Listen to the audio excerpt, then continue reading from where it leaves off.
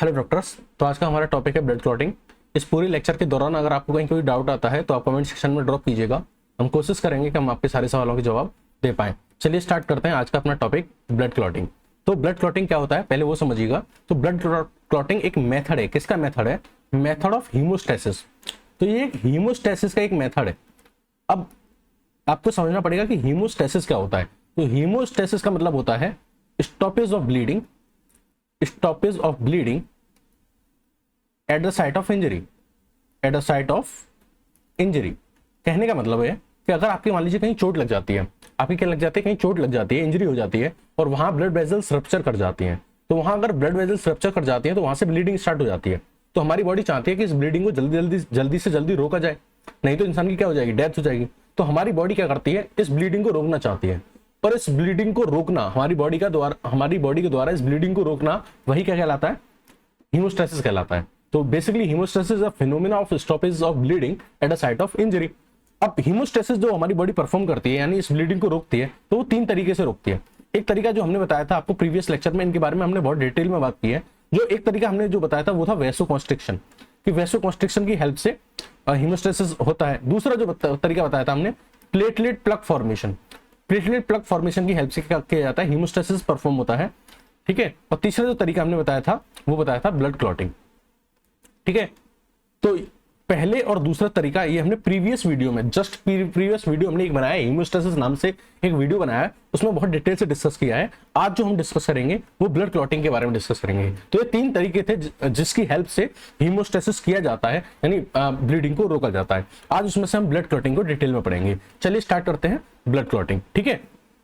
तो देखिए basically blood clotting में होता क्या है कि आपके ब्लड में जो प्लाज्मा होता है, आपको पता है कि ब्लड जो होता है उसमें दो पार्ट्स होते हैं। एक जो लिक्विड वाला पार्ट होता है उसको हम बोलते हैं प्लाज्मा, और जो सॉलिड वाला पार्ट होता है उसको हम बोलते हैं ब्लड सेल्स। क्या बोलते हैं? ब्लड सेल्स बोलते हैं। अब जो प्लाज्मा आपका होता है इसके अंदर होती हैं कुछ प्लाज्मा प्रोटीन। तो वैसे इसमें एक सोल्यूबल प्लाज्मा प्रोटीन होती है। क्या होती है? एक सोल्यूबल प्लाज्मा प्रोटीन होती है। क्या होती है? सोल्यूबल प्लाज्मा प्रोटीन होती है।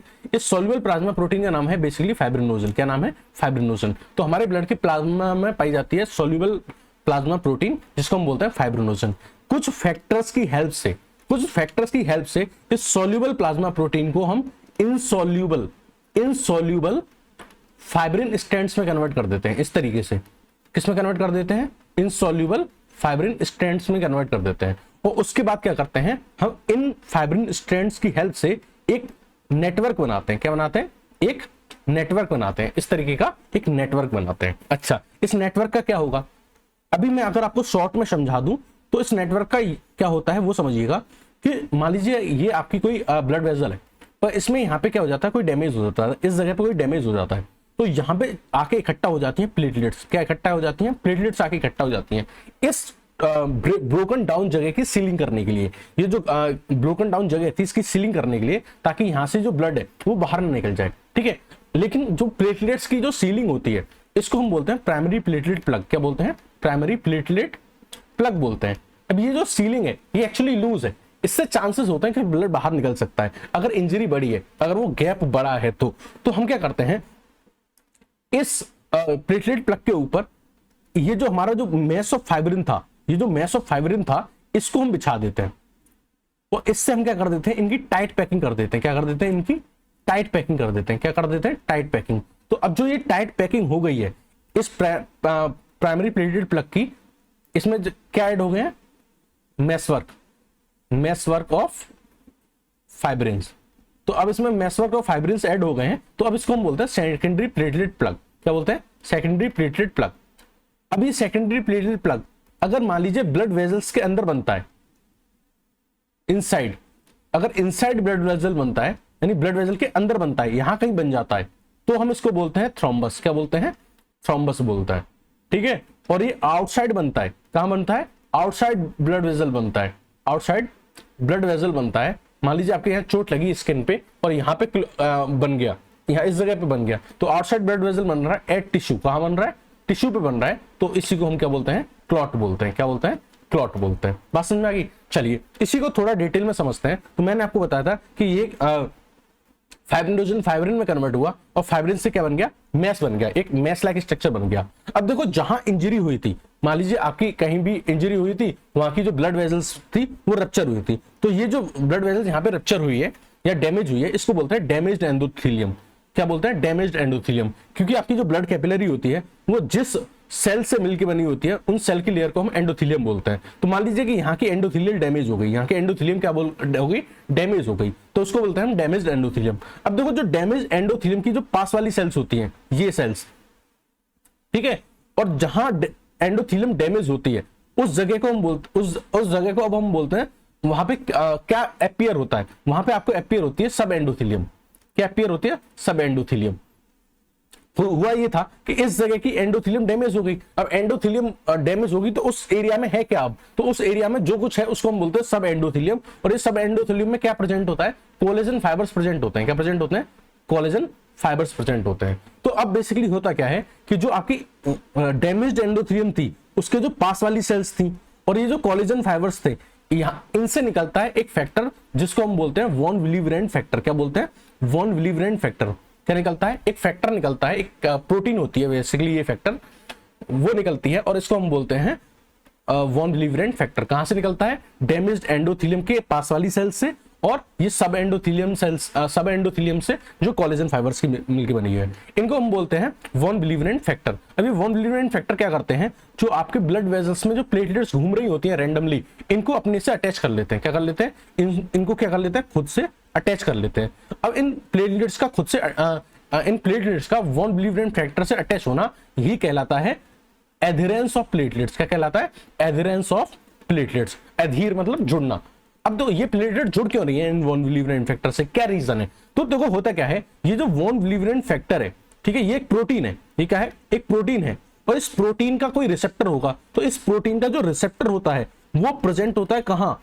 प्लेटलेट्स की सेल मेम्ब्रेन पे। कहां प्रेजेंट होता है? प्लेटलेट्स की सेल मेम्ब्रेन पे प्रेजेंट होता है। अब प्लेटलेट्स की सेल मेम्ब्रेन पे अगर ये रिसेप्टर प्रेजेंट है इन प्रोटीन्स का, तो जैसे ही ये प्रोटीन्स वॉन विलिवरेंट फैक्टर को देखेंगी उससे जाके जुड़ना चाहेंगी। तो यही रीजन है कि ये वॉन विलिवरेंट फैक्टर से जाके जुड़ती हैं। और जैसे ही ये जुड़ती हैं, इन प्लेटलेट्स से निकलता है एक केमिकल जिसका नाम है PAF। क्या नाम है?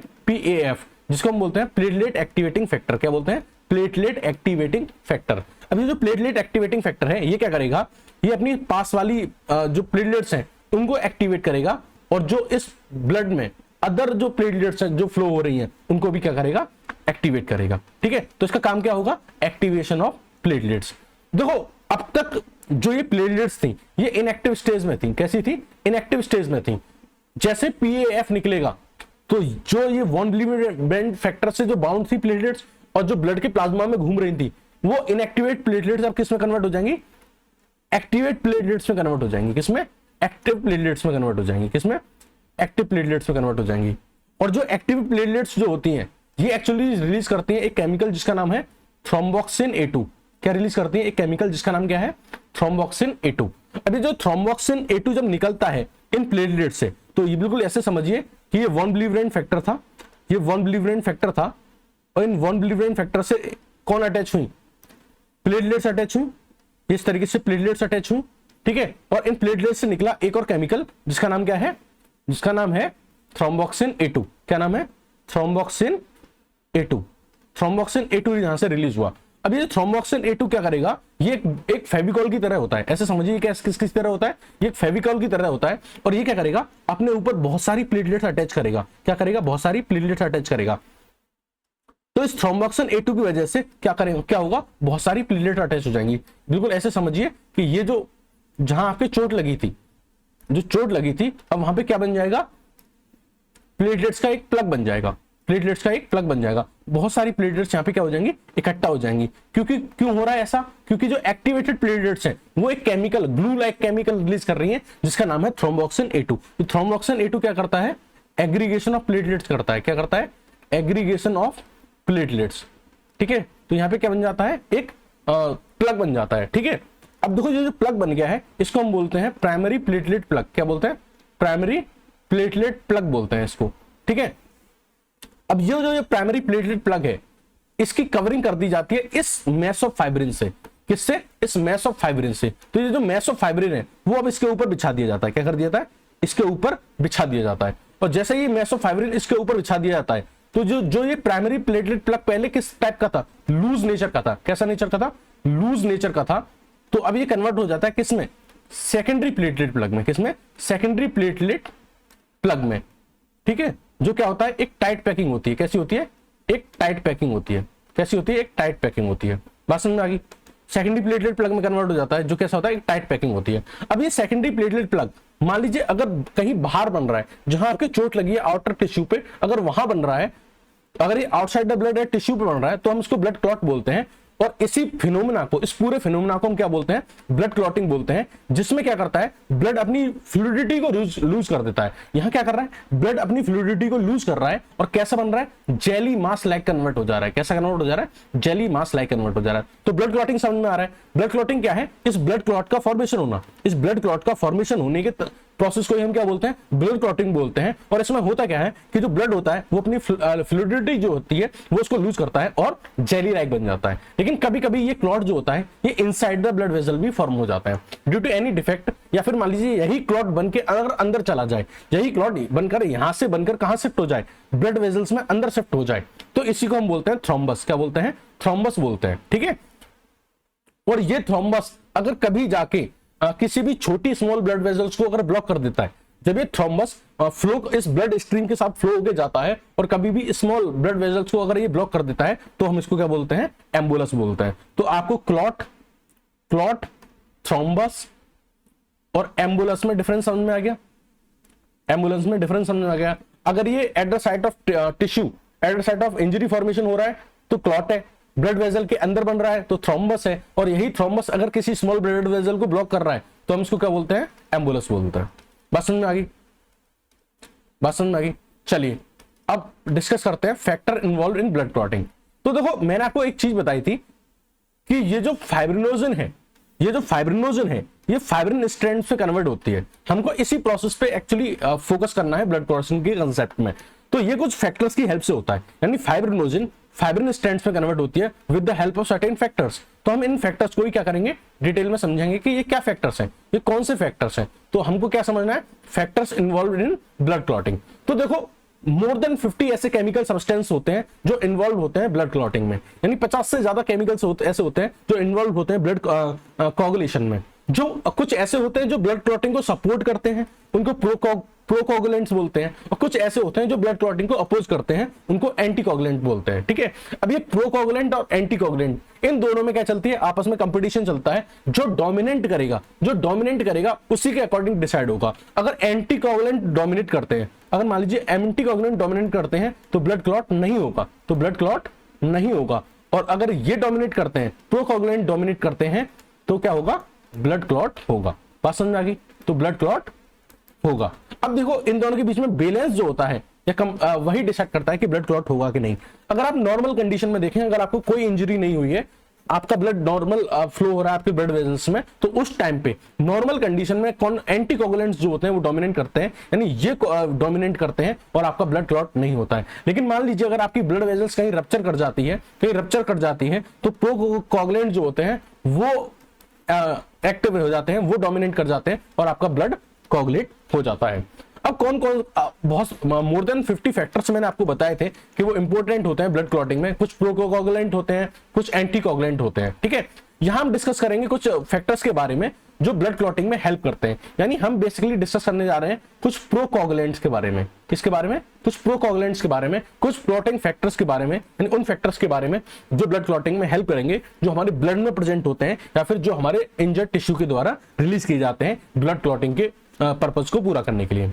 उसमें से कुछ फैक्टर्स इस तरीके से हैं। एक फैक्टर 1 होता है जिसको हम फाइब्रिनोजन बोलते हैं। फैक्टर 2 जो होता है उसको हम प्रोथ्रोम्बिन बोलते हैं। फैक्टर 3 जो होता है उसको हम टिश्यू थ्रोम्बोब्लास्टिन बोलते हैं। फैक्टर 4 जो होता है वो हमारा कैल्शियम होता है। फैक्टर 5 जो होता है वो होता है प्रो एसिलरिन या फिर लेबाइल फैक्टर, या फिर हम इसको बोलते हैं एसिलरेटर ग्लोबुलिन। ये सारे फैक्टर आपको पता होना चाहिए, तभी आप मैकेनिज्म ऑफ ब्लड क्लॉटिंग को समझ पाएंगे।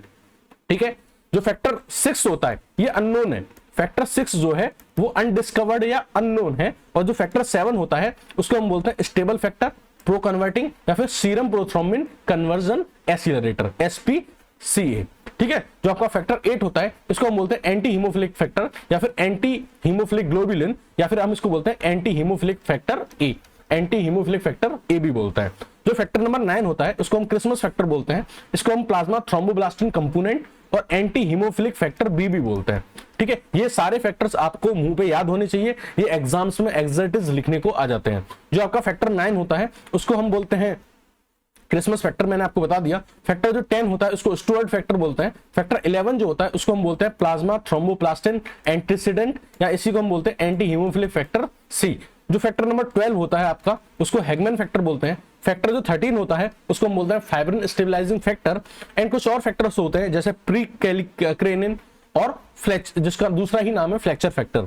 हाई मॉलिक्यूलर वेट किनोजन, जिसका नाम होता है फिट्जरलैंड फैक्टर। तो ये सारे फैक्टर्स हैं जो हेल्प करेंगे ब्लड क्लॉटिंग में। कैसे हेल्प करेंगे ये सब कुछ हम आपको समझाएंगे नेक्स्ट लेक्चर में, जिसका नाम होगा एंजाइम कैस्केड थ्योरी। ठीक है, तो नेक्स्ट लेक्चर में हम आपको क्या समझाने वाले हैं, enzyme cascade theory and the actual mechanism of blood clotting. और उसमें हम आपको बताएंगे कि किस तरीके से फाइब्रिनोजन जो है वो किस में कन्वर्ट होते हैं, फाइब्रिन में कन्वर्ट होते हैं। ठीक है, इन फैक्टर्स की हेल्प से। ओके, इस पूरे लेक्चर के दौरान आपको कोई डाउट रहा हो या कुछ सजेशन देना चाहते हैं तो आप कमेंट सेक्शन में दे सकते हैं। Thank you and have a nice day.